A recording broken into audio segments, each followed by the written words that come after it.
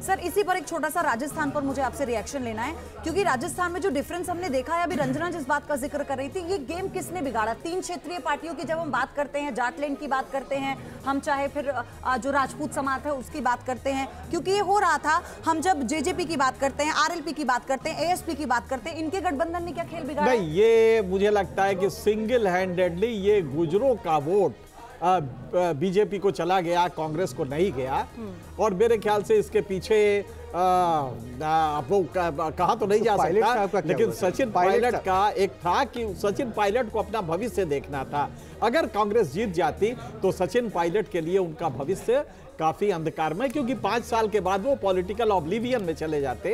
ये एक फैक्टर हो सकता है जो हमें समझ में आ रहा है। अच्छा मनोज जी, मैं इसको थोड़ा सा अलग पर्सपेक्टिव से देखने की कोशिश कर रहा था, इसलिए मैं एनालिसिस कर रहा था कि जो अभी तक का हम आंकड़ा देख पा रहे हैं, क्या यहाँ पर अब जो 4 स्टेट के रिजल्ट अभी तक सामने आ रहे हैं रुझानी से, छत्तीसगढ़ बीजेपी आगे बढ़ी है, कांग्रेस से फाइट है, एमपी बीजेपी कांग्रेस में फाइट है, राजस्थान बीजेपी कांग्रेस में, तेलंगाना में सर आप देखिए वहां पर भी नेशनल पार्टी कांग्रेस लीड कर रही है, वहां की जो बीआरएस है वो पीछे जा रही है। तो क्या ये माना जाए कि देश में ये तस्वीर बन रही है कि 2 पार्टीज फेसेस होंगे, उनके बीच में फाइट होगी, क्षेत्रीय पार्टी को चोट? नहीं, देखिए तेलंगाना में तो बीआरएस एक स्ट्रांग पार्टी है, और क्योंकि वो एक उनकी एग्जिस्टिंग सरकार थी, तो लोगों की जो भी नाराजगी थी, माफी के साथ आपको यहाँ रोकूंगी। अपडेट ये है कि प्रधानमंत्री मोदी संबोधित करेंगे बीजेपी कार्यकर्ताओं को। आज शाम बीजेपी मुख्यालय जा सकते हैं पीएम मोदी, ये सूत्र बता रहे हैं। शुरुआती रुझान आने के साथ ही ये बड़े अपडेट आपको बता रहे हैं। सर ये बहुत सीधी सी बात है कि ये कंफर्म करता है कि तीनों राज्य में बीजेपी, क्योंकि अगर ये मोदी जी कर रहे हैं तो इसलिए नहीं कर रहे हैं कि 2 राज्यों में आई और 1 राज्य में नहीं आई।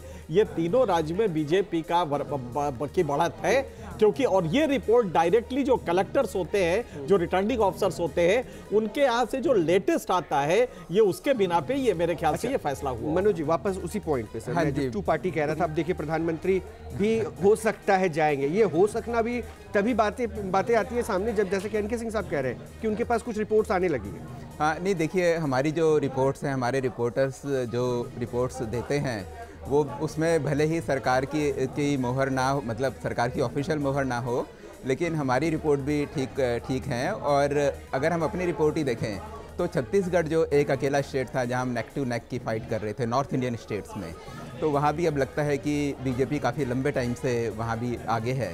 तो ये एक दिखाता है कि छत्तीसगढ़ में भी भारतीय जनता पार्टी की सरकार आने की संभावना है।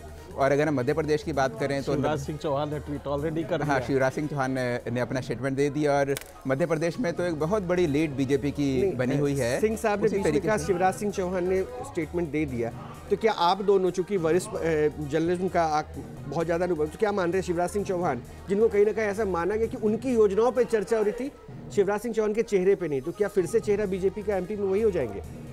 देखिए, मेरा ये मानना है कि जिस तरीके की लैंडस्लाइड विक्ट्री बीजेपी की होती दिख रही है, और दूसरा पूरे इलेक्शन में और कोई मुद्दा नहीं था, पूरा इलेक्शन बाद में अगर हम देखें तो लाडली बहना स्कीम के ऊपर ही हुआ, और शिवराज सिंह चौहान को भले ही शुरू में साइडलाइन कर दिया गया, लेकिन बाद में जिस तरीके से शिवराज सिंह चौहान की डिमांड थी, जिस तरीके से शिवराज सिंह चौहान ने फ्रंट से वहाँ लीड किया, और जिस तरीके से रैलियाँ उन्होंने करी, 165 रैलियाँ उन्होंने कुछ दिन के अंदर ही करी, तो वो देख के लगता है कि उनको शिवराज सिंह चौहान को ही बनाना पड़ेगा। और शिवराज सिंह चौहान आज कुछ भी हम बोलें तो शिवराज सिंह चौहान मध्य प्रदेश में सबसे बड़े नेता हैं, वो अकेले नेता हैं जो कि मध्य प्रदेश के कोने कोने में जिनकी हैसियत है, और उनकी डिमांड हमेशा रहती है, और हर कोई उनको पहचानता है। और इसके पीछे एक कारण ये भी है कि 18 साल से वो वहाँ के चीफ मिनिस्टर थे। और 2005 से जो पैटर्न रहा है वहाँ पर मनोज जी, अब मध्य प्रदेश में सरकार का मतलब शिवराज सिंह चौहान हो गया। मतलब ऐसा लगता है मुख्यमंत्री मध्य प्रदेश शिवराज सिंह चौहान, उनका नाम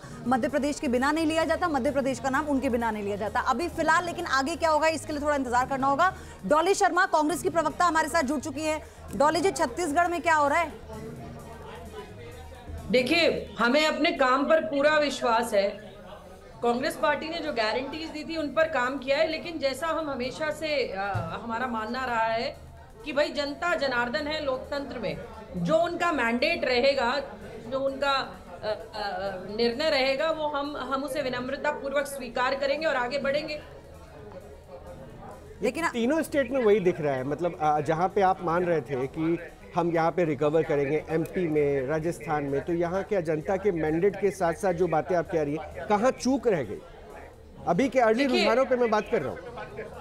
देखिए, मैं आपसे अभी तो ये शुरुआती ये है, लेकिन मैं आपसे एक बात कहना चाहती हूँ। कोई भी पार्टी ऐसी नहीं होती जो मेहनत नहीं करती। हमने पूरे जबरदस्त तरीके से मेहनत की है, लगातार जनता के लिए काम किया है, चाहे छत्तीसगढ़ रहा हो, चाहे राजस्थान रहा हो, चाहे मध्य प्रदेश में जनता के मुद्दे उठाने की बात रही हो, चाहे तेलंगाना की बात रही हो। हर पार्टी अपनी तरह से मजबूत कोशिश करती है। कांग्रेस पार्टी ने भी यही किया, हमारे नेताओं ने, कार्यकर्ताओं ने भी यही किया। अब जनता का जो मैंडेट आएगा, जैसा मैंने आपको कहा, जो मैंडेट आएगा वो हम एक्सेप्ट करेंगे विनम्रता पूर्वक। अगर कहीं कमी रह जाएगी तो कमी पर वर्कआउट करेंगे और आगे बढ़ेंगे।